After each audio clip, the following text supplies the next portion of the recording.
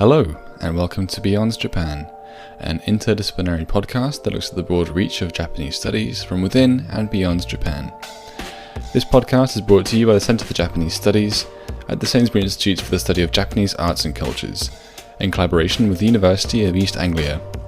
I'm your host, Oliver Moxon, Research Projects Coordinator at the Sainsbury Institute and researcher of language and Japanese war heritage. This week we are joined by Dr Aya Homei from the University of Manchester to discuss family planning, looking at how Japan's history of medical science has influenced policy and its impact on the current ageing population. Aya unpacks historical attitudes in Japan towards childbearing held by individuals and the nation, and explains that through scientific thought of the time, such as eugenics, much can be understood about attitudes today in Japan and East Asia. We hope you enjoy the show. Good afternoon, Aya. Thank you for joining me on the podcast today. Okay, thank you. Thank you for inviting me. So first of all, we'd like to know a bit more about you. Can you tell us about your area of expertise and how your interests have brought you there? Right, okay. So my area of expertise is the history of medicine and allied sciences. I have a specific interest and kind of research focus on reproduction and population in modern Japan. But my interest over the past years actually has expanded a little bit to look at Japan's history as it's located in the regional history of science, technology, and medicine in Northeastern Asia, as well as in the global history of medicine and healthcare. And as part of that, I've been working on reinterpreting post-war Japan's family planning for today's topic. So looking at that by contextualizing it in terms of post-war Japan's engagement with health diplomacy and with the politics of international health and also overseas development assistance. So my interest in the history of medicine, where did that come from? So initially, I suppose my family background plays a part. So my mother was happily retired now, but she was a nurse. And before she got married, she used to work for a obstetric and gynecological clinic in the 1960s. And so she would be talking about stories, not much, but that kind of fueled my interest. I suppose that's my personal reason. But also at the university, I learned kind of ethnographic methodology, anthropology of childbirth, and that really grabbed my attention. And also I was interested in kind of development aids in healthcare and family planning as part of it. I don't know where that comes from, but I was interested in it. So I actually was subscribing to this journal that was published by the Japanese Organization for International Cooperation in Family Planning. It's called JOICEF. It still exists even today, and I'm very active in the field of global health, primary health care and maternal and child health. So that led me to look at, in my current work, I'm looking at this organization, this JOICEF, its history and its role in global family planning development aids in the middle of the 20th century.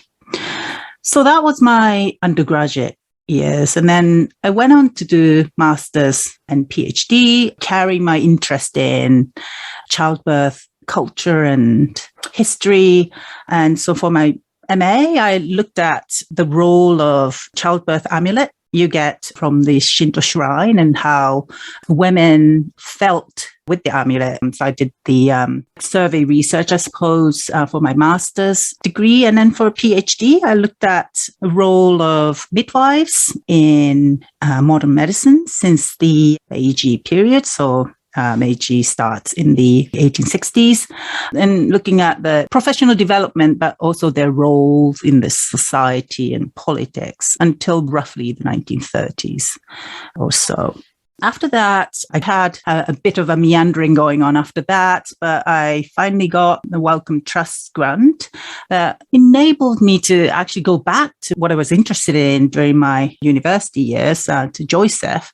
And so with that grant, I was able to look at that and now trying to wrap that up for such a long time. But the title of the project was called Family Planning, Health Promotion and Global Medicine in 1945, 1995, the activities of Japanese health campaigners around the world. And yeah, so that's me, and that's how my interest came about. Thank you. So Japan's top-heavy demographic issue has been touched on before in this series with Dr. Eva Kavezia, in particular looking at the rapidly increasing elderly population. This will be our first time discussing Japan's falling birth rate, however. So could you start off explaining some of the historical reasons behind that? Yeah, thanks for this question. So I would say I start with what I suppose specialists in other areas might say. So, demographers and other sociologists today might say that the gap between social dynamics that are informed by the rigid gender norm and actual realities or changing realities of surrounding women and men's lives after the Second World War is one of the major reasons for the falling birth rate today. And many others have pointed out that, women's work opportunities expanded over the post-war era. And, this was in part accelerated by the Equal Employment Opportunity Law that was introduced or enacted in 1986. So on the one hand, there's that, but on the other, social relations were very much defined by the idea of gender division of labor that assigned women the task of housekeeping and childcare. So the argument emerged in the policy discussion in the 1990s was that women's struggles to juggle between work and life might be the reason why women hesitated getting married and have children. And on top of that, financial hardship arising from economic stagnation since the 1990s in Japan has been pointed out another reason for the declining birth rate. So this is an example of the historical reasons that social scientists have given to account for the declining birth rate today. Now, but being a historian, I'll give what I think is a typical historian's answer, which is that, so before talking about historical reasons behind today's low birth rate, we need to recognize that reasons for the falling birth rate historically actually shifted over time, and the reasons given also changed depending on who are articulating them. So Japan's birth rates actually, if you look at historically, they actually went up and down over the course of the modern period, ever since the government began to systematically collate and publish vital statistics annually since 1899. Now, demographers have looked at this long-term trend and identified a pattern. So they use the index called the total fertility rate to account for the population trend. According to the OECD, so total fertility rate is the total number of children that would be born to each woman if she were to live to the end of her childbearing years and give birth to children in alignment with the prevailing age-specific fertility rates. And it's considered that the total fertility rate of 2.1 children, so if a woman give birth to 2 children, roughly, then it will lead to a relatively stable population. It won't grow much, but it won't contract much either. So demographers adopted this index and described that the rate was very high in Japan until roughly the period immediately after the Second World War, sometime even going over for 4.0. That's quite a lot. So in a year, women could be having children, give birth to 4 children, right? And then, so over the 1950s, that declined rapidly to the extent it went down to 2.0 in 1960. And in the 1960s, the rate was actually going up slightly. Apart from 1966, do you know the reason? Have you heard about that reason? The dip there. So there is a dip in the birth rate in 1966. No, you haven't heard about it? I haven't heard that before, no. Oh, right. Okay. So that year, it was the year of the fire horse. And there's the myth that girl babies born in that year would have a temper not suitable for amicable marriage, for instance. So that was the age before the echo, where you can actually identify that allowed you to see the baby's image, right, and allows the specialist to tell the gender of the baby. So what married couple did at the time is to avoid having that baby that year. Wow. But anyway, yeah. So it was going up a little bit, and then there's a dip in 1966.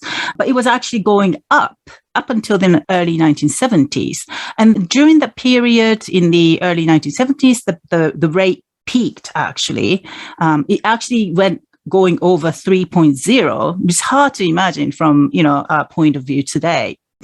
And that peak was because the baby boomers who were born immediately after the war had babies then.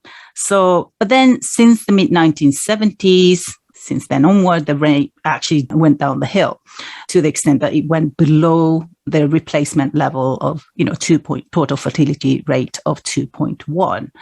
So in terms of policy, there was nothing going on, but in the late 80s and early 90s, there was a kind of media panic over the total fertility rate that hit in 1.57 in 1989.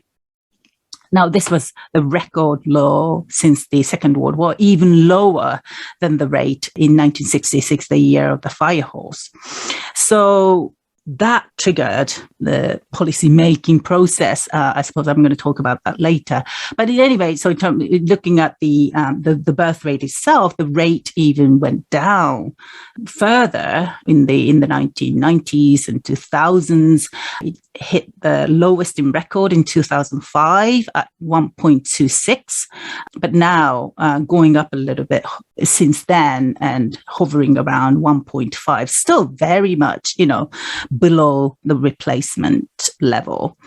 So demographers looked at this long-term trend from they call high birth to low birth and claim that this fits neatly to the model they call the demographic transition model. But I'd like to point out the birth rate even declined even during the so-called high birth period during the pre-war time. Especially notable was between 1902 and 1906, and then again 1912 and 1919. And in fact, what we tend to forget is that at the time as well, this caused quite a sensation among the experts. So at the time, many experts agreed that wars, so Japan had war against Russia in 1904 and 1905, and then participated in the First World War, although kind of tangentially. So that played a part in the temporary decline. But in fact, they also wondered if this decline represented the beginning of the modern demographic transition towards this perennial low birth rate, right? So is that the sign that Japan is, moving from high birth to low birth? Because that a similar trend was happening in Western Europe. And they were really, demographers were really, in Europe, were really worried that this, declining birth rate might lead to a kind of like a racial suicide, was the word that was used at the time in early 20th century. So among many experts, among those experts, economist Takata Yasuma, for instance, he argued that the declining birth rate was temporary and didn't represent the beginning of this, demographic transition because it was an outcome of the economic situation at the time. Of course, he would say that as an economist, right? But on the other hand, health officials and medical doctors looked to biological reasons, such as the spread of tuberculosis, which was brought by the industrialization for the declining birth rates and such. So interestingly, there's one expert I looked at in the past, Teruoka Gito. He was a former health official and medical intellectual. He was also known as the father of social medicine, social hygiene and occupational medicine in Japan. Now, Teruoka, although he was a medical specialist, he discredited this biological reasoning, but instead focused on the lower birth rates in cities and argued that economic and psychological factors that emerged as a result of the urbanization, which Japan was, the urbanization kind of characterized a kind of social structure at the time, or at least affected it. And so he thought that this urbanization became an inhibiting factor for women to have babies. But generally, interestingly, compared to today, experts at the beginning of the 20th century put more emphasis on the kind of socio-biological factors to account for the falling birth rate. This could be explained by, for instance, the popularity of eugenic thought among the intellectuals at the time. So, as you can see from these examples, so reasons presented within a historical movement really kind of were different. They varied. And even over the course of history, these reasons or reasoning changed depending on the really kind of circumstances surrounding the falling birth rate as a demographic phenomenon. So kind of long-winded way, but yeah. Yeah, thank you. I'm just curious, when you discuss the rhetoric around why the birth rate is rising or falling, I don't know if you're echoing the rhetoric of government policy, but it seems to put the onus on women not wanting families as opposed to men, whereas the same factors such as economic hardships and poor work-life balance can equally affect men making the choice to start a family too. Is that not addressed? You're absolutely right there. So in the early 20th century, as well as today, women are always, in policy language, are certainly associated with these issues of childcare, childbearing, childcare. Obviously, the assumption is that women are the only ones, right? I mean, biologically, they can have babies, not men. But yeah, this biological feature of or quality of women. Obviously, there's that understanding shape. Like you said, the rhetoric of policy rhetoric within the policy discussion on you say population, which is, like you said, it's not only about women, but there's an overwhelming focus on women and their welfare, and because of that, because of their biological function, I suppose. And so, in the early 20th century as well, women became a policy subject in a way, and also singled out as a demographic subject, not necessarily because of their only reproductive function, but one of the things, because of their role in childcare. So one of the ways in which women became a focus in policy was because health officials in the early 20th century noticed there was a declining physical power or tairyoku, physical aptitude of the Japanese, and they thought that manifested in the health or illness and ill health of children and men, young adult men, who were both regarded as very important for the nation, right? Men were important because they were the soldiers and they were the workers, but children are very important for the future of Japan, right? And women became important through this association, right? Through, not necessarily because the government officials cared about women's welfare, but less so, relatively. Children were more important. Yeah, children were very important, and that's how, women's welfare became a subject.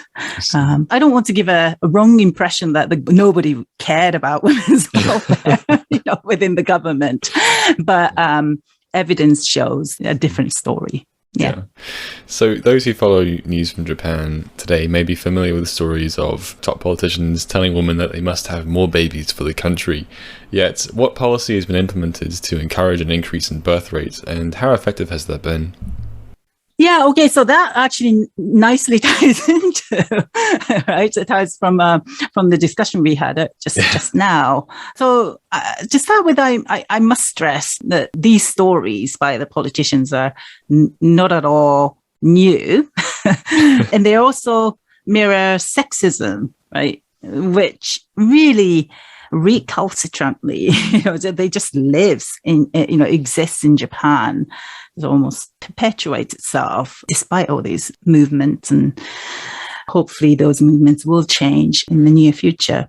But anyway, so I believe, although it is the case, but I think it's a bit of a jump, I think, to connect these politicians' words and the policy itself that's intended to boost the birth rate, right? Although these words are an important background that, shape policy discussion.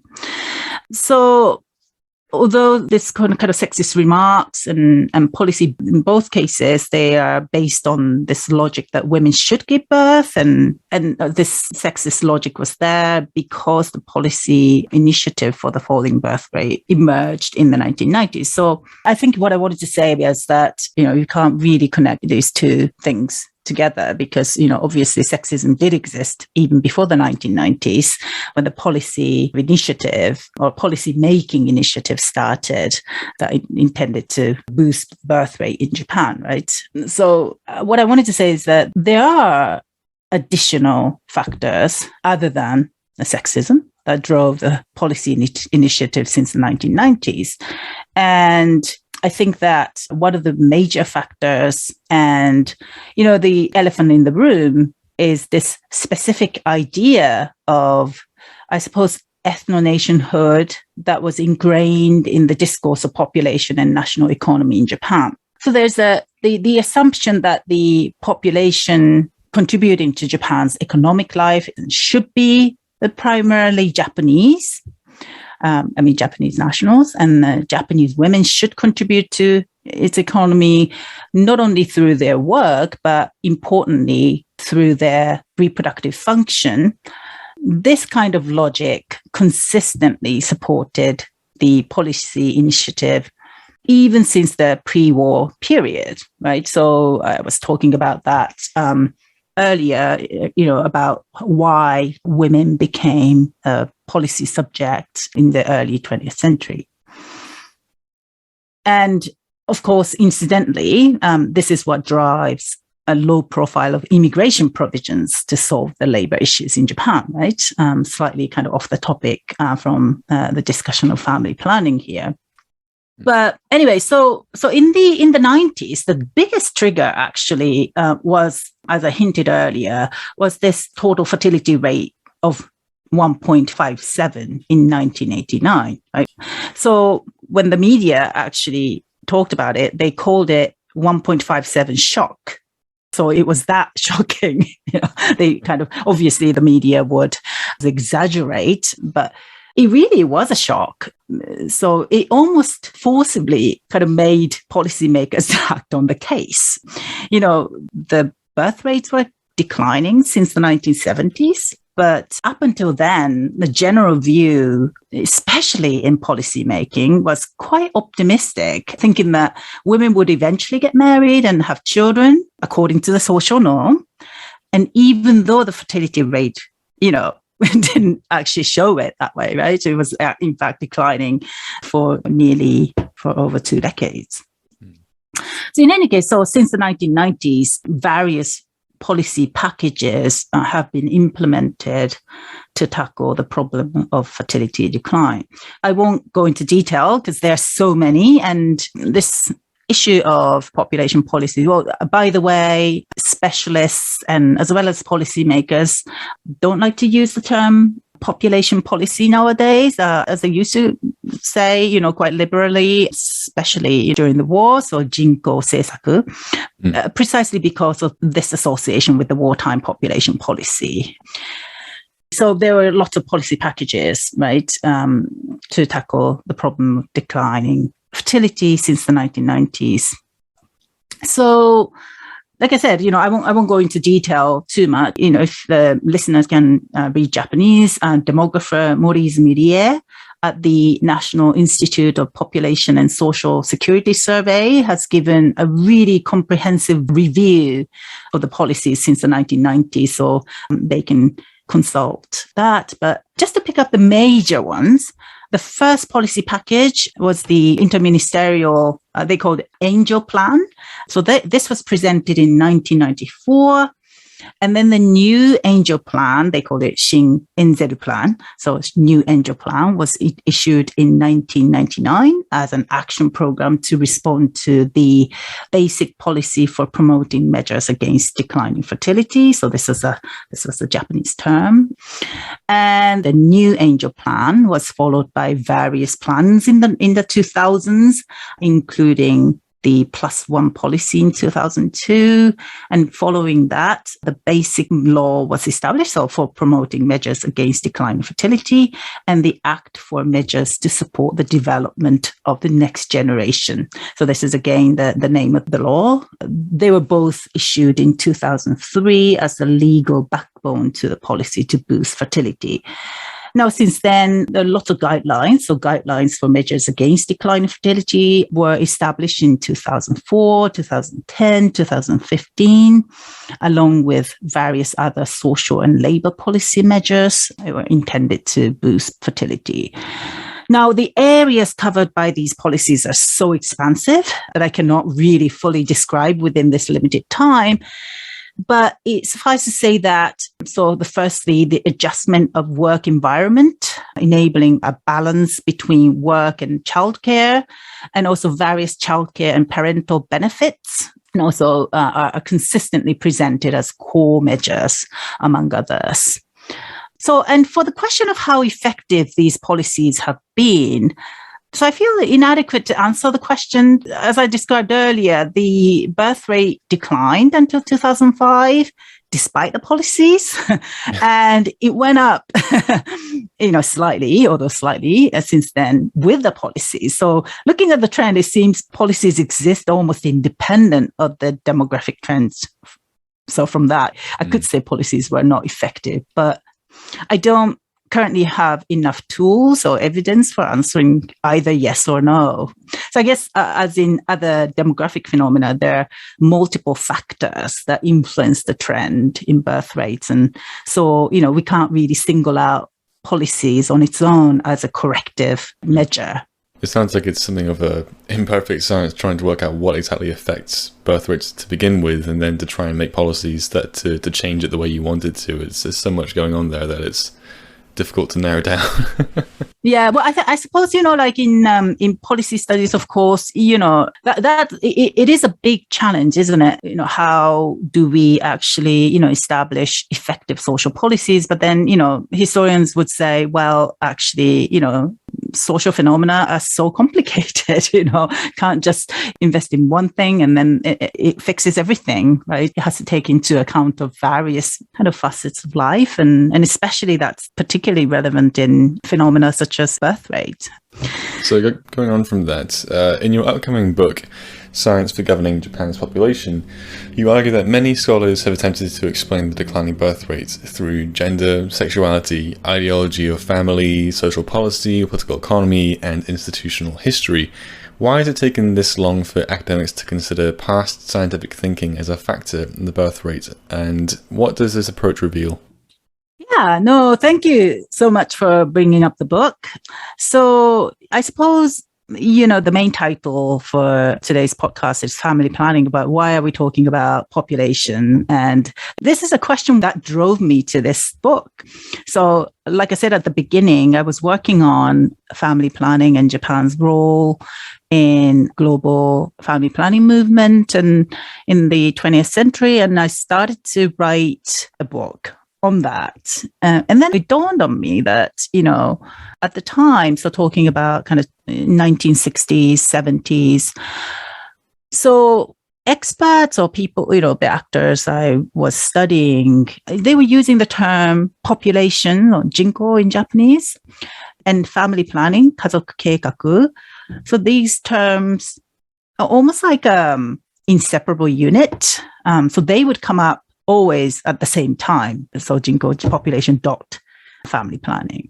So I was thinking, wow, I need to unpack that one. I need to look at how population as a concept emerged in Japan, in Japan's history, in modern history, and how it got attached to family planning. And so that's how I started. It was supposed to be a chapter 1 of the book I was writing about, turned into a book, which isn't bad. I suppose that's how things develop sometimes can develop in the academia.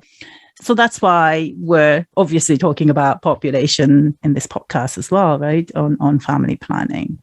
So thanks for asking that question. So in the book, I was looking at how Japanese state's efforts to manage its population and the development of population science or science of population as a branch of modern science, how they kind of interacted with each other. So I'm looking at the interplay between population management and science of population. So so I was looking at how past scientific thinking shaped the discourse on population, including discourse around falling birth rates and how that filtered through the policy discussion and eventually certain policies, birth control or population expansion policies were enacted or not, right? So that's what I'm looking at. And it feels like it took a long time, in fact, for scholars to look at this question, or look at science. But to answer your first question, I actually wondered that myself, right? Why did it take so long for Japan specialists to consider that past scientific thought as a factor for shaping the discourse of population and including the discourse surrounding the falling birth rate and how scientists as political advisors or actors use their expertise to shape population policies. Now, actually, this is even more surprising if you look at a bigger academic trend, because there were great works with a similar approach. They were coming up in 2000s and 2010s. So, but looking at different national contexts. So one of the greatest examples is a book called Just One Child by Professor Susan Greenhalgh at Harvard. So Professor Greenhalgh, in the book, examines how different scientific thoughts competed in People's Republic of China in the 1970s or 60s and 70s, and eventually the cybernetic rationale presented by the group of scientists informed China's so-called one-child policy, which was in place since the late 1970s. So finally almost abolished now. But to get back to your question, I think, my shortest answer is I don't quite know why.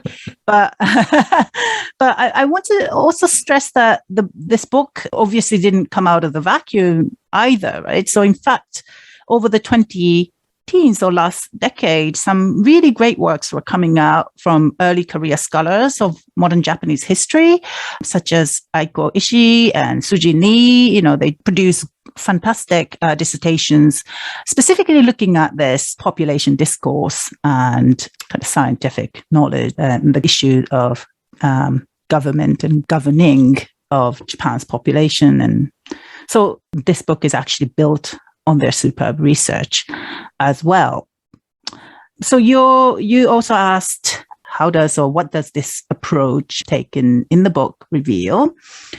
So to answer your questions, so like I said, the approach I've taken is to examine the interplay between the development of population sciences and modern forms of governance in Japan. And I think this can reveal actually quite a lot of things, but for Japan scholars or whoever is interested in Japan, I'd like to highlight 2 points. So the first is the important role of bureaucrats, and especially those called technocrats or gijutsukanryo or gikan in Japanese. So their important role in shaping policy-relevant scientific knowledge on population. And the second is the precariousness or messiness that characterized how the policy-relevant scientific knowledge was made. So if I could give you examples, so one of them, So for the first point about the role, important role of technocrats, one of the chapters looked at this individual called Koya Yoshio. So Koya Yoshio was a trained doctor, so medical researcher who graduated from the University of Tokyo in the 1920s, became first an academic professor, but moved into the kind of health administration when the Ministry of Health and Welfare was established in 1938. And he was a big-time eugenicist, really believed in eugenics, and in fact was heavily involved in drafting the pre-war national eugenic law that was in place in 1940. And after the war, Koya, as in many technocrats at the time, they were actually, they weren't trialed unless they took part in high-profile cases. But so Koya was almost like unscathed, in fact, thrived after the war, and became the director of the National Institute of Public Health, which was the government, very important public health organization, the government's organization, institute. And he became the policy advisor, so played a crucial role in the birth control policy that was in place in the early 1950s. So in one of the chapters, what I showed was how he used his political position as the, really kind of high profile position to influence reproductive policies.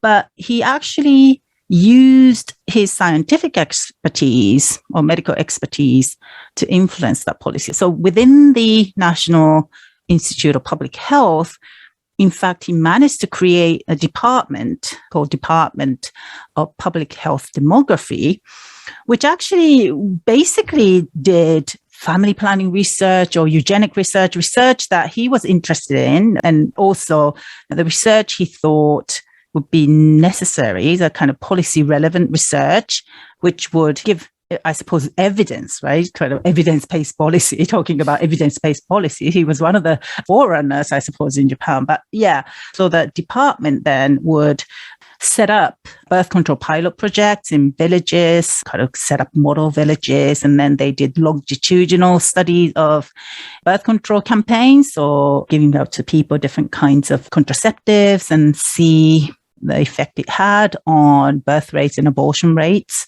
and use the result to advise the government. And Koya, almost like seamlessly, he was quite successful in influencing government policies at the time until the 1960s when, he retired from that position. I see. So despite calls for an increase of birth rates in Japan, today there is a taboo around birth control, making it difficult to acquire long-term contraceptives. Has this always been the attitude towards them since their widespread introduction in the 1960s? Yeah, so I suppose by taboo around birth control, you mean the taboo around specific kinds of contraceptives. And I'm guessing that, contraceptive pill and the intrauterine device called IUD. So these contraceptives are underused in Japan. They're extremely popular in other countries, but Japan. And it's got obviously history behind that. So instead of that, talking about the 60s or so, abortion and even the sterilization, they were not taboo, but were practiced quite widely. Certainly abortions are less so than sterilization, but they were regarded as a necessary evil. So in terms of the contraceptive pill, sexism was obviously one of the biggest reasons why the government was hesitant to introduce or approve the distribution of that. The official rhetoric was that, if women are allowed to access a pill, then they would have sex, and that'd be terrible. And as much as that'd be terrible. Now, the kind of obviously, especially they were concerned about single people, right? Married young women having sex. How could they do that? So that's one of them. But another is what Tian and Ogren has once described as the interest group politics. So within the policy, there were clearly groups who were against that, the introduction of the contraceptive pill. And one of them was the doctors, practitioners, because they would benefit from abortion, right? Because abortion was a lucrative business. So Tian Ogren has pointed that out. Now, in terms of the IUD, it's really a big question, and especially IUD was and is quite a popular method in other parts of East Asia, so China, South Korea, and especially Taiwan. And a reason for that, and Japan, the uptake is very, very low. Now, I've actually written a paper on that. And again, like a contraceptive pill, the low distribution of the IUD has got to do with internal politics among the medical researchers. Now, this time among the researchers themselves. That's partly because the guy who is credited for the invention of the IUD in Japan, Ota Tendai, he was a sexologist, but quite a politically active medical doctor as well. So he invented what's called the Ota ring in the 1930s, and it was distributed quite widely. But because of his political position in the pre-war time, he was certainly associated with socialism, labor movement, and because of that, in the 30s, the government banned the use of that.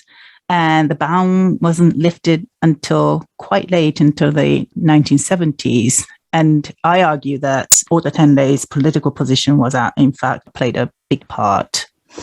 But something I want to mention here is that litigation cases against the state that came out in Japan since 2018 against the involuntary sterilization in various mental health and Hansen's diseases institutions that were conducted under the auspices of the eugenic protection law. So, as I mentioned earlier, sterilization was conducted after the war based on the eugenic principle. So this law I just mentioned, eugenic protection law, was established in 1948. And the aim of that was to stop or prevent the birth of people with undesirable biological dispositions. So under that law, individuals who were deemed to have those undesirable genetic traits would undergo sterilization, so they wouldn't pass the traits on to the next generation of the Japanese. Like I said, it was regarded as a necessary evil, but according to the ethical standard today, obviously it is unacceptable, right? So you can say that today, the historical case looks like a taboo almost. And this actually indicates a historical analysis is necessary to really understand how our values kind of vis-a-vis birth control and broadly, but specifically sterilization, or birth control and family planning even, and specifically sterilization changed over time, right?